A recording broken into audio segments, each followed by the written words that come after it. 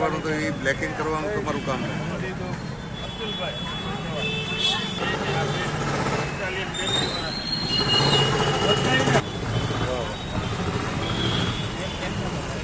જય શ્રી રામ.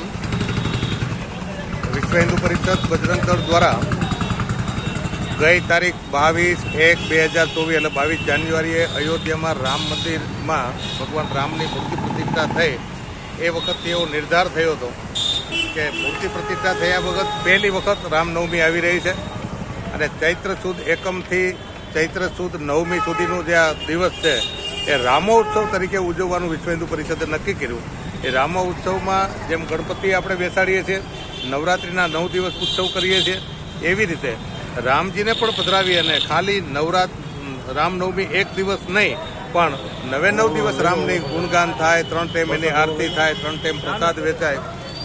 એ કાર્યક્રમ જે આપવામાં આવ્યો છે એ કાર્યક્રમ અનુસંધાને જેતપુર પ્રખંડના જેતપુર મધ્યમાં શિવાજી ચોક ખાતે રામજીની પ્રતિષ્ઠા કરવામાં આવી છે.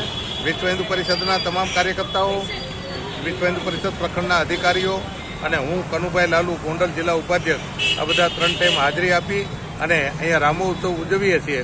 તમામ લોકો અહીંયાથી નીકળે, પ્રસાદ મેળવે અને ભગવાન રામના દર્શન કરે, આખું જગત રામમય બને અને આ રામનો માહોલ ઊભો થાય એવો જે પ્રયાસ પરિષદનો છે એનું અનુકરણ અમે કરી અને રામની સ્થાપના કરી રામોત્સવ ઉજવી રહ્યા છીએ. જય શ્રી રામ. જય શ્રી રામ. બસ ફૂલે ફૂલ